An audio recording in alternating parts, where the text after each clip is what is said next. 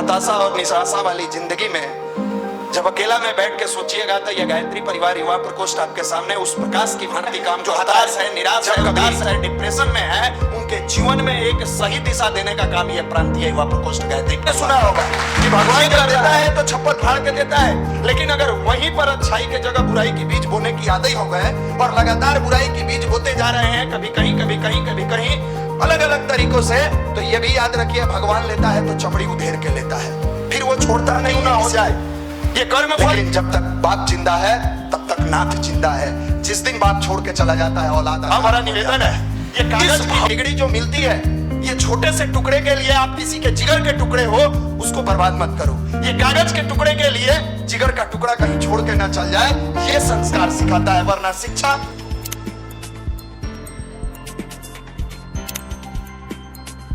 कारण आप स्वयं हैं। यहां भी आते हैं हताश, उदास, निराश। अच्छा भगवत बताइए, भगवान के गोद में भी बैठ के कोई उदास है? दुनिया में कोई ऐसा व्यक्ति है जो उसका उदासी दूर कर सकता है? जो ईश्वर के गोद में भी बैठ के हताश है, निराश है, समझिए कि उसका जीवन का लीला समाप्त होने वाला है। वो अंतिम दौर में चल रहा है, टिमटिमा रहा है। जैसे देखिएगा दीपक को बुझने का समय आता है तो लगता है उसका लौ तेज हो जाता है। आदमी के मरने का समय आता है तो सांस उल्टा हो जाता है। चिट्टी के मरने का समय आता है तो पर निकल जाता है। तो यहाँ भी बैठ के कई लोगों को हम लोग देखते हैं उदास है, हताश है। अरे कौन यहाँ आपको पढ़ाई लिखाई के लिए का सर चौक चला रहे हैं? यहाँ तो कम से कम बिंदास बैठिए। और पढ़ाई कोई बुराई है जो जाके क्लास में उदास हो जाते हैं? पढ़ाई आपके जीवन का वो पार्ट है, शिक्षा, जो संस्कार के साथ अगर मिल जाए तो आप दुनिया के सबसे बड़े बदशाह आदमी हैं, दुनिया के सबसे स्मार्ट आदमी हैं। एक निगेटिव आदमी है जिसका नाम नहीं लेंगे, आजकल बड़ा चर्चा में है, आप लोग भी जान ही रहे हैं। उसका एगो लेक्चर सुन रहे थे, वो अपने लोगों के बीच में लेक्चर दे रहा था, तो सबको प्रेरित कर रहा है। निगेटिव है वो और प्रेरित कर रहा है, सुनो भाई अपने बच्चे को शिक्षा दो, इसलिए कि आज मेरे पास दौलत है, नाम है, इज्जत है, शोहरत है, लाठी भी मजबूत है, फिर भी मैं कहीं कहीं जाता हूँ, जाने के बाद कुछ पढ़े लिखे लोग आपस में बात करते हैं तो मुझे अंदर से शर्मिंदगी महसूस होता है। ये कौन व्यक्ति कर रहा है? जो एक क्रिमिनल है, जाहिल है, गलती से उसको थोड़ा सा पोजीशन मिल गया, फिर भी उसको इस बात का दर्द है, अंदर कष्ट है कि शिक्षा होना चाहिए। यहाँ आप ऑलरेडी शिक्षा के लिए आए हैं, ऑलरेडी आप शिक्षा लेने के लिए ही पटना में आए हैं। कभी दर्द नहीं होता है कि इसकी जानकारी हो गई और जानना है और जानना है। ये तब बेहतर होगा जब आपके जीवन में अध्यात्म होगा। वरना आज के डेट में आप देखिए इतिहास उठा के क्या स्थिति बना हुआ है। हम लोग भी जब छोटे थे तो सोचते थे पैसा आ जाएगा तो जीवन में खुशियाँ आ जाएगी, पैसे से जीवन में खुशियाँ आती है, ऐसा सोचे थे। लेकिन अब जो महसूस होता है, पता चलता है कि यह पैसा केवल जीवन में खुशी का कारण नहीं है। जिस मनुष्य के जीवन में अध्यात्म का समावेश नहीं होगा, उसको धन दे दो, दौलत दे दो, पूरी भारत की संपत्ति दे दो, चंद्रमा दे दो, सूरज दे दो, तब भी हताश और निराश रहेगा, उदास रहेगा। डेली पेपर उठाइए, ऐसे ऐसे लोगों के सुसाइड करने की न्यूज आती है जो सुन के कभी कभी दिमाग घूमने लगता है। कभी बड़ा पदाधिकारी, कभी बड़ा सफल व्यवसायी है, कभी देखिए तो करोड़ों के पैकेज पर काम करने वाला है, कभी देखिए तो बहुत बड़ा पटना में करोड़पति नहीं खरबपति है, और वो भी बेचारा पंखा से लटक जा रहा है। क्या है भाई? आज मानव के जीवन में जो तनाव आके बैठा हुआ है, ये क्या है? ये वातावरण का असर है। हताश, निराश, उदास व्यक्ति चल रहा है, बैठ रहा है, उठ रहा है, उस समय भी दिमाग में एक क्षण भी उसके मस्तिष्क में सकारात्मक सोच नहीं है, केवल निगेटिव। और ऐसे निगेटिव के वातावरण के बीच में आप क्या चाहते हो कि आपका रिजल्ट स्मूथली हो जाए?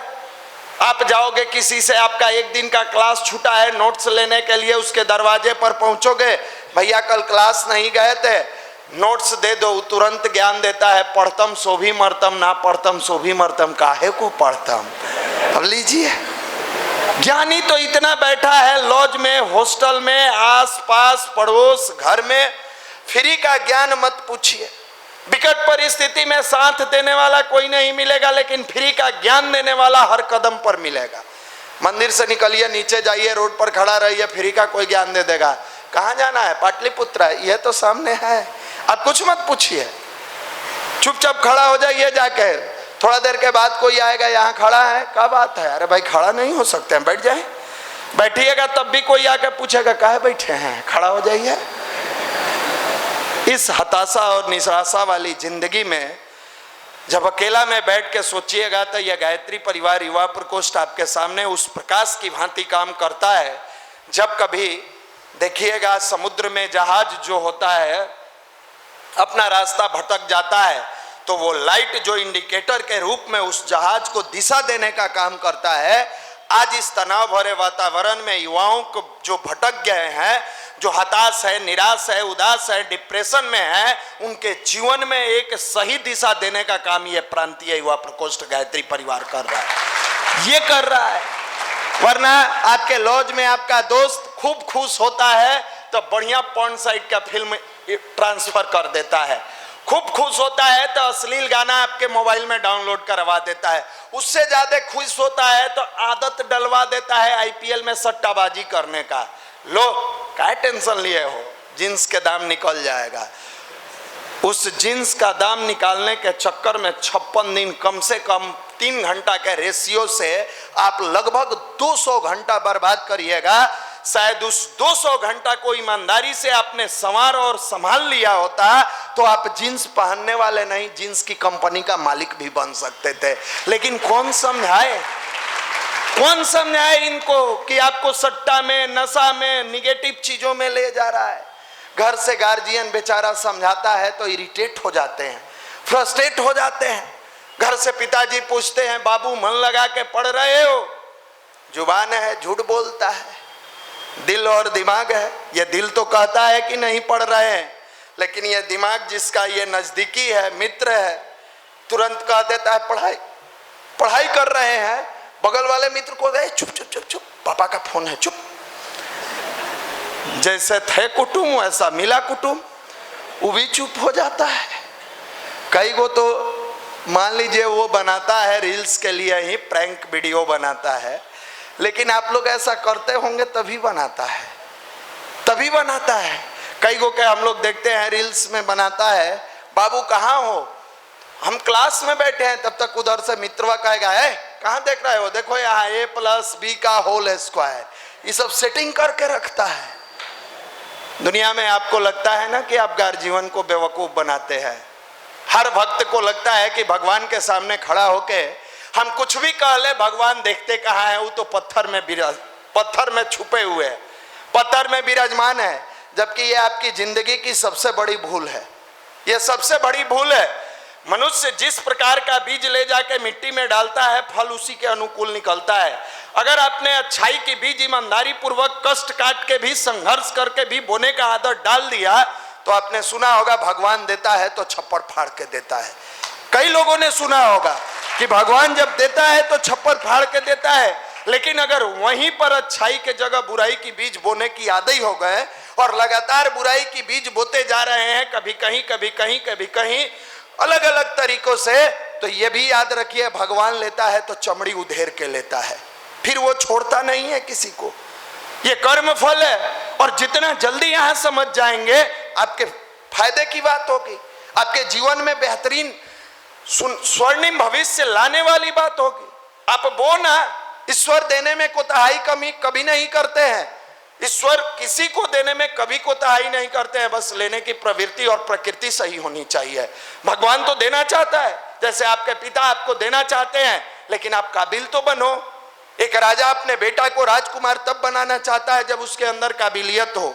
विरासत में सत्ता मिल सकती है, ज्ञान नहीं मिल सकता है, ज्ञान नहीं मिलेगा। ज्ञान आपको सेल्फ अर्जित करना पड़ता है।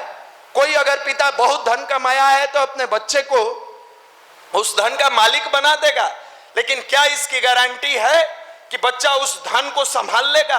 धन संभालने की जो क्षमता विकसित किया जाता है उसी का नाम पर्सनालिटी डेवलपमेंट है।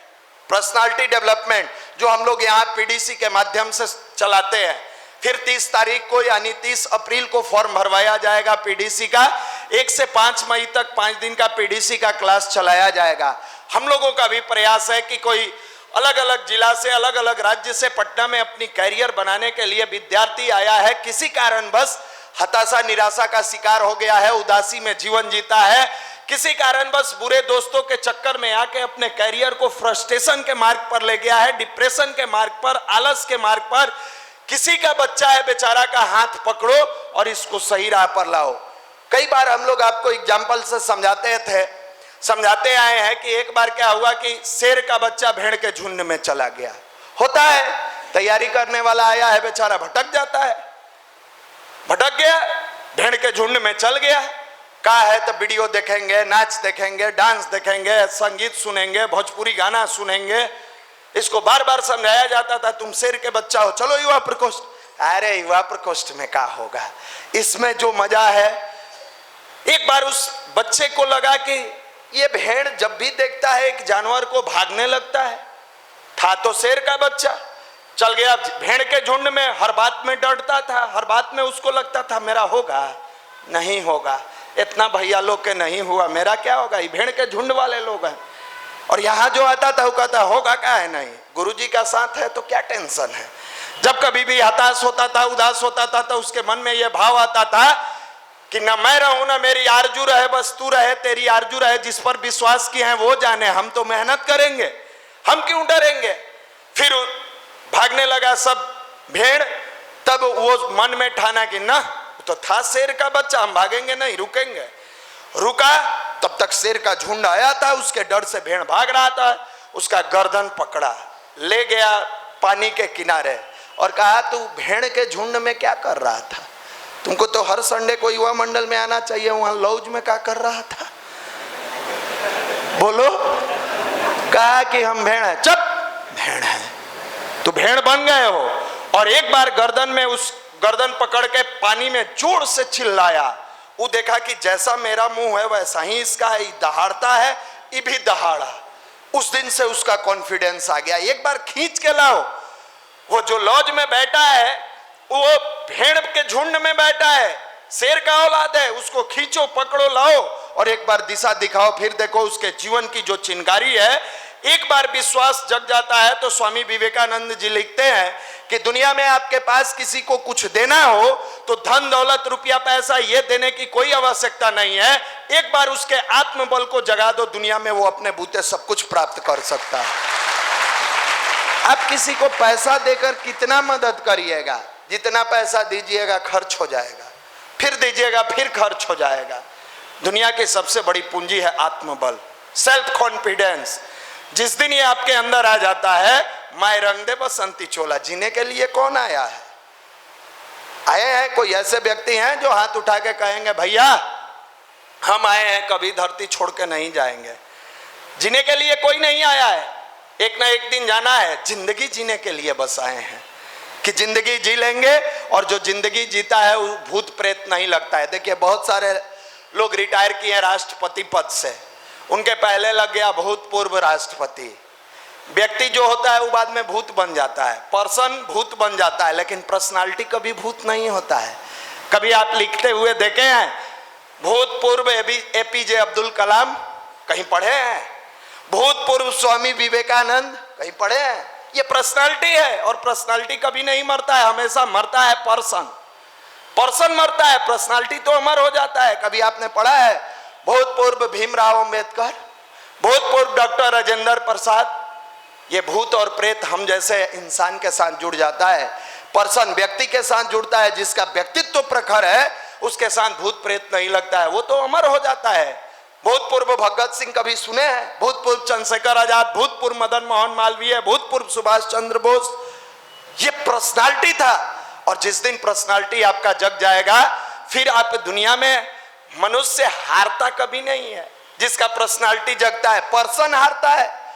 पर्सनालिटी का धनी व्यक्ति या तो जीतता है नहीं तो सीखता है, हारता तो पर्सन है। पर्सनालिटी हमेशा आगे बढ़ने का काम करता है, इसलिए आपको बुलाया जाता है। आप यहां भी आकर भूल गए हैं कि हमारे परिवार में कितने प्यार से एक एक दिन समझाया जाता है, मन लगा के पढ़ो।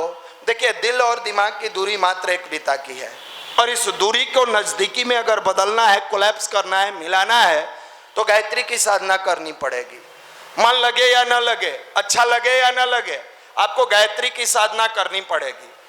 20 से 30 मिनट अगर गायत्री की साधना आप करते हैं तो आपका दिल और दिमाग दोनों एक साथ बोलता है, आपका दिल और दिमाग एक साथ काम करता है। वरना दिल अच्छाई के रास्ते पर चलने के लिए बार बार प्रेरित करता है, दिमाग झूठ बोल बोल के बार बार गर्त में ले जाकर गिराता है। इसी दूरी को कम करने के लिए, इसी दूरी का मिलान करने के लिए आपको प्रत्येक रविवार को बुलाया जाता है कि आप हताश उदास मत होइए, आप अपने आप को हमेशा संवारने और संभालने का काम कीजिए। कई बार गार्जियन आते हैं, प्यार से समझाते हैं, बाबू मन लगा के पढ़ो। अरे किसके लिए समझा रहे हैं? आज आपके घर से 3 से 4 हजार रुपये की आवश्यकता है, मैट्रिक पास है, इंटर पास है, ग्रेजुएट है, संघर्ष करना पड़ता है, लड़ना पड़ता है। आप अगर थोड़ा सा अपने आप को डेवलप कर लीजिएगा, यह 4-5 हजार रुपये आपके लिए बड़ी चीज नहीं है। पटना में अपने युवा प्रकोष्ठ के ऐसे ऐसे भाई हैं जो 3-4 ट्यूशन पढ़ाते हैं, 15 से 20 हजार रुपया कमाते हैं, स्वयं भी अच्छे से पढ़ाई करते हैं, अपने परिवार की भी देखभाल करते हैं। ये आपके अंदर हुनर है, आप डरे हुए हैं, हमसे नहीं पढ़ाया जा सकता है। भाई आप ग्रेजुएट है, बीएससी किया है, एमएससी किया है, इंटर पास है, क्यों आप 8वां के बच्चा को नहीं पढ़ा सकते? आप ऑलरेडी कंपटीशन की तैयारी करने के लिए आए हैं, क्या 7वां 6ठा के बच्चा को नहीं पढ़ा सकते? ये डर इसलिए है कि आपने केवल किताब का पन्ना पलटा है, किताब के पन्ने पर लिखे गए शब्द को अपने जीवन में उतारने का प्रयास नहीं किया है। आपने पढ़ाई भी की, लेकिन केवल आपने क्लास पास करने वाली पढ़ाई की, सब्जेक्ट में नॉलेज वाली पढ़ाई नहीं की। वरना आज के डेट में जो नॉलेज वाली पढ़ाई करता है उसको कभी भी 2-4-10 हजार रुपया के लिए भटकना नहीं पड़ता है, कभी नहीं भटकना पड़ता है। और इसी उम्मीद और आशा के साथ तो आपके धरती के भगवान यहाँ भेजे हैं कि मेरा बेटा हताश और निराश न हो, इसलिए इसके अंदर शिक्षा भी जाए और संस्कार भी जाए। केवल शिक्षा मत लीजिए। केवल शिक्षा वाले कई लोगों को हम लोग भी जानते हैं। शिक्षा से आपके अंदर ज्ञान आ सकता है, लेकिन इमोशंस नहीं आएगा, और बिना इमोशंस का व्यक्ति आज के डेट में निर्दयी है, निष्ठुर है, उसके पास कुछ नहीं बच जाएगा। आज के डेट में भले ही वो समाज से दूरी बना रहा है, कल के डेट में इतिहास साक्षी है कि 5 साल बाद, 7 साल बाद, 10 साल बाद देखिएगा तो न पत्नी उसके पास रह जाएगी, न बच्चा रह जाएगा, न परिवार रह जाएगा, अकेला और अकेला वो बच जाएगा। कोई नहीं रहेगा, लेकिन उसके पास धन नहीं है, दौलत नहीं है, रुपया नहीं है, ज्ञान नहीं है, इमोशंस है। परिवार कौन का है? घर में सारे लोग साथ देंगे, समाज का लोग साथ देगा। जहां वो जाएगा, गुलाब की खुशबू केवल एक दिशा को सुगंधित करती है, लेकिन व्यक्तित्व के धनी व्यक्ति की खुशबू 10 दिशाओं में गूंजती है, और वैसे वो लोगों को प्रभावित करते चला जाता है।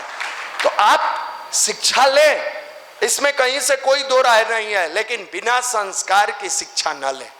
संस्कार युक्त शिक्षा लें। आप तलाशे, तराशे, समझें, पढ़ें, क्यों, कैसे और किस लेवल से हम इमोशंस के साथ जुड़े। माँ के गर्भ में बच्चा आते के साथ ब्लड से जुड़ जाता है। माँ बिना देखे उसे प्यार करती है, वो इमोशंस हो जाता है। लेकिन जब बच्चा धरती पर आके शिक्षा लेता है तो प्रोफेशन की दुनिया में बढ़ता है। माँ का ब्लड रिलेशन और समाज का प्रोफेशनल रिलेशन, इसके बीच में जो इमोशंस है, ये जगाने का काम भारत का अध्यात्म करता है, गायत्री महामंत्र करता है। इस ब्लड के रिश्ते को और इस प्रोफेशनल रिश्ते को, दोनों की कड़ी को मजबूत अगर बनाना है तो आप ध्यान, मेडिटेशन, गायत्री की साधना करते हैं और आपका इमोशंस जागृत होता है। तो वैसे इमोशनल आदमी कभी भी अपने माँ बाप को, अपने पेरेंट्स को, अपने पिता को, अपनी परिवार के किसी भी व्यक्ति को कभी भी वृद्ध आश्रम में नहीं भेजेगा, कभी नहीं भेजेगा। उस इमोशनल रिश्ता के कारण वो ब्लड रिश्ता को संभालने में सक्षम हो जाता है। उसी इमोशनल रिश्ता के कारण जब वो किसी पद पर पदाधिकारी बन के जाता है, कर्मचारी बन के जाता है, तो उसी रिश्ता के कारण समाज में वो अपना एक नया मुकाम और आयाम बनाता है। ये बीच का इमोशनल रिश्ता देखने में सुनने में साधारण है, लेकिन ये तब आता है जब मनुष्य के हृदय में ईश्वर के प्रति प्रेम होता है, जब मनुष्य के हृदय में भगवान के प्रति, गुरु के प्रति, अपने मालिक के प्रति, अपने इष्ट के प्रति प्रेम होता है। क्योंकि ईश्वर से प्रेम वही कर सकता है जिसको अपने आप से प्रेम होता है, वरना वो निर्दयी और निष्ठुर बनता चला जाता है। तो इस लेवल से अगर आप अपने आप को जगाते हैं, आपके जीवन में बहुत सारी चीजें न चाहते हुए भी आ जाती है। कई बार आपने एक कहानी सुना होगा, एक पिता पुत्र की है। पिता बेचारा बड़ा संघर्ष करके अपने बच्चे को आईएएस बनाता है। आईएएस बनाने के बाद उसके मन में आता है किसान कि मेरा बेटा जिला पदाधिकारी बनेगा तो हम जाकर देखेंगे मेरा बेटा कैसा है। आज दुनिया में चाहे बाप कितना भी संघर्ष क्यों न करता हो, हमेशा चाहता है कि मेरा बच्चा सफल हो जाए, मेरा औलाद सफल हो जाए। डीएम बनने के बाद जब पहुंचता है तो उसके पिताजी, बच्चा बैठा रहता है, अपना लिख के चिट्ठी बढ़ाते हैं, ले जाकर देता है। जैसे ही देखता है कि अरे ये तो पापा का हैंडराइटिंग है, बुलाता है, बगल में चेयर लगाता है, पिता बेटे के कंधा पर हाथ रख के बात करते हैं। बात करने के दरमियान वो पिता पूछते हैं कौन बड़ा है बेटा, तुम कि मैं? बेटा मुस्कुरा के कहता है पापा मैं बड़ा हूं। बाप को बुरा लगता है, मैंने इतना संघर्ष किया, किसान था, गरीब था, इसको पढ़ाया, फिर दोबारा पूछते हैं तो कहता है मैं हूं, तिबारा पूछते हैं तो कहता है मैं हूं।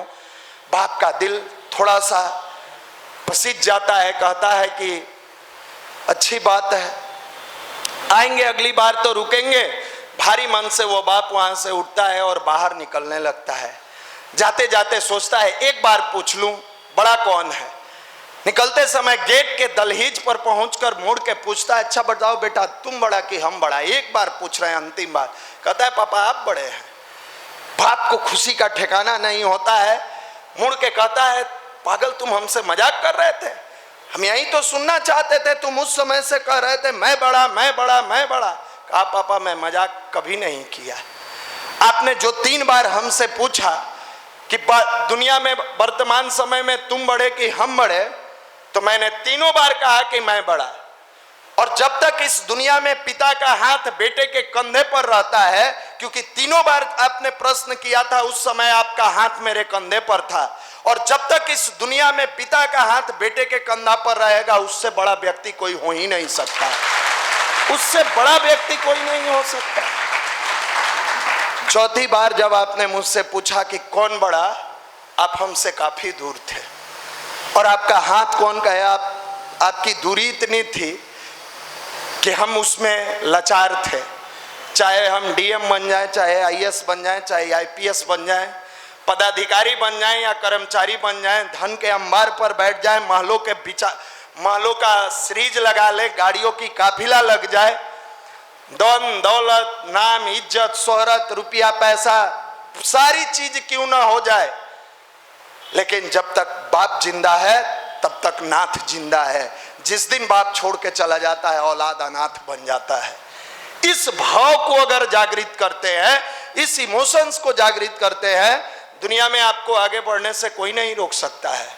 यह हम सबका सौभाग्य है कि पटना में एक ऐसी जगह है जहां आकर अपने मलिन विचारों को धोकर, अपने बुरे विचारों को धोकर साफ करने का एक वर्कशॉप कहिए, सर्विस सेंटर कहिए, जिम कहिए या गुरुदेव माता जी का गोद कहिए, जिस गोद में बैठ के जैसे माँ बाप अपने छोटे बच्चों को धूल मिट्टी लगा होता है, गंदगी लगा होता है और पकड़ के गोद में स्नान करवा के साफ सुथरा करते हैं, हम लोग भी परम पूज्य गुरुदेव और वंदनीय माता जी के समक्ष उस छोटे बच्चे की तरह है। भले ही मिट्टी धूल न लगी हो, लेकिन हमारे अंदर की बुराई, हमारे अंदर की निगेटिविटी, हमारे अंदर की कमियां हमें मलिन बना दी है। हर रविवार को पूरे भाव से यहाँ 1 से 1.5 घंटा बैठते हैं और प्रत्येक दिन साधना स्थली पर बैठ के अगर प्रार्थना करते हैं, हे मालिक मेरी आंखों में ऐसी रसाई देना, मैं जब जब आईना देखूं बस तू ही तू दिखाई देना। हमारे जीवन को साफ सुथरा कर देते हैं, पवित्र बना देते हैं। दुर्भाग्य आज बच्चे पटना में आ तो रहे हैं शिक्षा लेने के लिए, लेकिन संस्कार के अभाव में शिक्षा का मतलब उन्हें समझ में नहीं आता है। आप सब आए हैं शिक्षा लेने, लेकिन आपको संस्कार का इतना घोर अभाव है कि शिक्षा का मतलब ही पता नहीं चलता है। आप शिक्षा का मतलब मात्र इतना समझ लिए हैं मैट्रिक पास कर जाए, इंटर पास कर जाए, आईआईटी क्वालिफाई कर ले, नीट क्वालिफाई कर ले। अरे भाई, अगर इससे मनुष्य के जीवन का उद्धार होना रहता तो कई ऐसे आईआईटी कॉलेज में जाने वाले विद्यार्थियों को हम लोग जानते हैं जो आईआईटीएन होने के बाद सुसाइड कर लिया। कई ऐसे मेडिकल कॉलेज में जाने वाले छात्रों को हम लोग जानते हैं। अभी वर्तमान की घटना है, इसी पीएमसीएच में एक लड़का पहले अटेम्प्ट में मेडिकल में नहीं हुआ, दूसरे अटेम्प्ट में होता है, अच्छा रैंक आता है, पीएमसीएच मिलता है। फर्स्ट सेमेस्टर के एग्जाम में उसके मित्र से 0.50 नंबर कम आता है, रात में वो बच्चा सुसाइड कर लेता है। शिक्षा तो उसको भी मिला था, अपने मित्र से 0.50 नंबर कम आने पर सुसाइड कर लेता है। आपसे भाव भरा निवेदन है, ये कागज की डिग्री जो मिलती है, ये छोटे से टुकड़े के लिए आप किसी के जिगर के टुकड़े हो उसको बर्बाद मत करो। ये कागज के टुकड़े के लिए जिगर का टुकड़ा कहीं छोड़ के ना चल जाए, ये संस्कार सिखाता है। वरना शिक्षा कहां से कहां ले जा रही है। कोई भी एक शिक्षित व्यक्ति के बारे में बताइए, कोई एक जो शिक्षा हासिल किया हो और अपने पेरेंट्स को ले जाके वृद्धाश्रम में रखा हो। कोई भी, आप अपने गांव में देख लीजिए, कोई किसान के पिताजी वृद्धाश्रम में रहते हो, कोई रिक्शा चलाने वाले का पिताजी वृद्धाश्रम में रहते हो। किसी कहीं दिखाइए आपकी अशिक्षित है और ले गया, शिक्षित व्यक्ति में जाकर देखिए। आप वृद्धाश्रम में जाइएगा, डॉक्टर के पिताजी, आईएएस के पिताजी, आईआईटीएन, क्या शिक्षा शिक्षा शिक्षा, ये झूठ मूठ का ढोल और नगारा मत बजाइए। शिक्षा की शुरुआत तब होती है जब संस्कार उसमें सम्मिलित है।